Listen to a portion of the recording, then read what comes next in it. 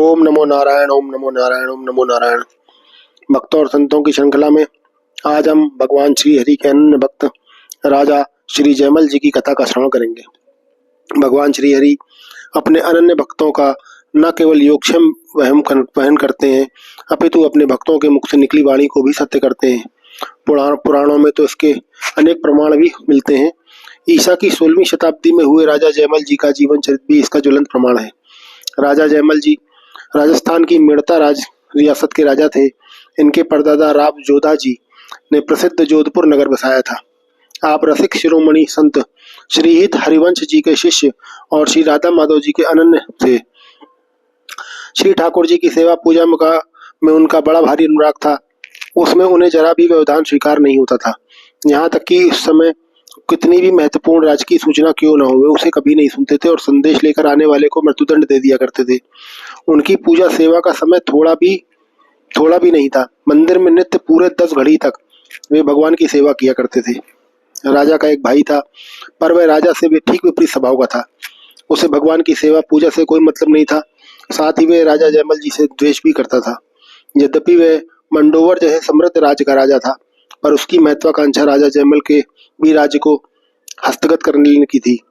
उसे किसी प्रकार राजा की सेवा पूजा के नियम की जानकारी हुई तो उसने एक कुटिल योजना बनाई। उस दुष्ट ने सोचा कि जब राजा जयमल पूजा कर रहे होंगे तभी मेड़ता पर आक्रमण कर देंगे, क्योंकि मृत्युदंड के भय से कोई भी उन्हें आक्रमण की सूचना देने जाएगा नहीं और आसानी से राज्य हस्तगत हो जाएगा। ऐसा सोचकर उसने मेड़ता पर आक्रमण कर दिया। राज्य पर आए इस प्रकार के संकट को देखकर मंत्रियों ने विचार विमर्श करके राजमाता से निवेदन किया कि आप ही महाराज को सूचना देने में समर्थ हैं, क्योंकि आपके प्रति पूज्य भाव से राजा आपको कुछ भी नहीं कहेंगे और उन तक सूचना भी पहुंच जाएगी। फिर वे जैसा आदेश करेंगे वैसा ही हम लोग करेंगे। दूसरे किसी को भेजने पर महाराज उसकी बात को न सुनेंगे और प्राणदंड भी दे देंगे। राज्य पर आए संकट की गंभीरता को देखते हुए राजमाता मंत्रियों के परामर्श से मंदिर में गईं और भगवान की सेवा पूजा में रत राजा जयमल को उन्होंने आक्रमण की सूचना दी। राजा जयमल ने माता की बात सुनकर सिर्फ इतना कहा, भगवान जो कुछ करेंगे सब अच्छा ही करेंगे, और स्वयं नित्य की भांति सेवा पूजा में लगे रहे। इतने बड़े संकट की सूचना पर भी उनके मन को सेवा पूजा से विचलित न हुआ और न ही उन्हें परेशान कर सका। अब मंत्रियों के समक्ष यह समस्या थी कि वे किंग कर्तव्य विमूढ़ थे, क्योंकि राजा की ओर से कोई स्पष्ट आदेश उन्हें प्राप्त नहीं हो सका था। आक्रमणकर्ता राजा का भाई ही था। ऐसे में सामदाम से भी कार्य नहीं हो सकता था। राजा का स्पष्ट आदेश होता कि तो दंड नीति अर्थात युद्ध के लिए सेना को कूच कराया जाता। इधर राजमंत्रियों के समक्ष यह समस्या थी।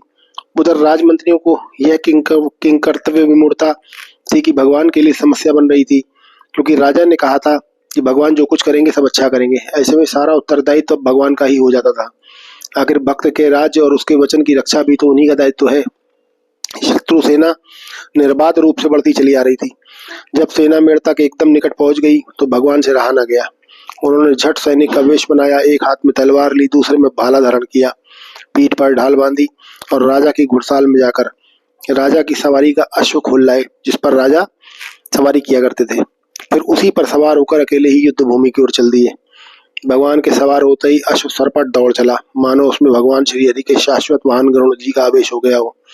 पहले तो अकेले एकमात्र सैनिक को आता देखकर शत्रु राजा ने सोचा कि संभवतः यह संधि प्रस्ताव लेकर आ रहा होगा, परंतु थोड़ी ही देर में उसका वह भ्रम दूर हो गया। जब सैनिक बने श्री भगवान तलवार चलाते हुए शत्रु सेना में घुस गए, उस समय उनकी तलवार बिजली की भांति कौंध कर शत्रुओं को सिरविहीन कर रही थी और भाले का एक ही प्रहार हाथियों के गंड स्थल को फाड़कर उन्हें धराशायी कर दे रहा था। प्रथम तो शत्रु सेना ने भी उस सैनिक को घेरने का प्रयास किया, पर वायु वेग से दौड़ते अश्व और विद्युत की भांति चमकती तलवार के सामने किसी का आने का साहस न हुआ और थोड़ी ही देर में सारा मैदान खाली हो गया। भला जिसके भ्रू संचालन मात्र से प्रलय हो जाती हो, उसके लिए थोड़ी सी सेना का क्या अस्तित्व। अब युद्ध क्षेत्र में सिर्फ शत्रु राजा ही अकेला बचा था। उसकी सेना भाग खड़ी हुई थी और शत्रु भी भगवान के भक्त का भाई ही है। यह सोचकर भगवान ने उसका वध करने के स्थान पर उसे अपनी उस भूमोहिनी छवि के दर्शन कराए, जिसका दर्शन कर खरदूषण और त्रिशिरा मोहित हो गए थे। उस छवि और उस तेज को देखते ही राजा के भाई का शत्रु भाव नष्ट हो गया। वह मूर्छित होकर वहीं रणभूमि में गिर पड़ा। संकट समाप्त हुआ देखकर भगवान रणभूमि से वापस लौट आए और घोड़े को उन्होंने पुनः घुड़साल में बांध दिया। इधर जब राजा ने भगवान की पूजा सेवा कर ली तो उन्हें माता द्वारा दी गई आक्रमण की सूचना याद आई। फिर तो वे राजा के कर्तव्य का ध्यान करके युद्ध भूमि जाने के लिए उद्यत हो गए। उन्होंने सईस को तुरंत घोड़ा तैयार करके लाने के लिए कहा।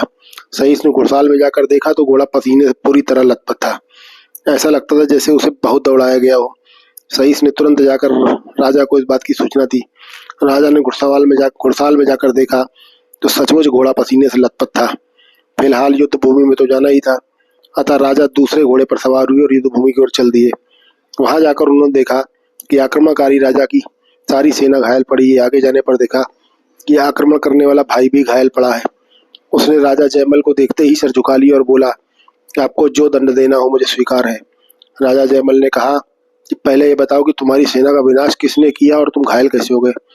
उसने कहा तुम्हारी ओर से मात्र एक सांवला सा सिपाही घोड़े पर बैठकर आया था, उसने ही मेरी सेना का विनाश कर दिया और उसकी दृष्टि पड़ते ही मैं घोड़े से गिर पड़ा और मूर्छित हो गया। राजा जयमल को अब समझते देर न लगी कि वह सांवला सिपाही कौन था। वे तो उनके आराध्य देव श्याम सुंदर ही थे। राजा ने सोचा जब उन्होंने शत्रु को क्षमा कर दिया तो मुझे दंड देने का क्या हक है।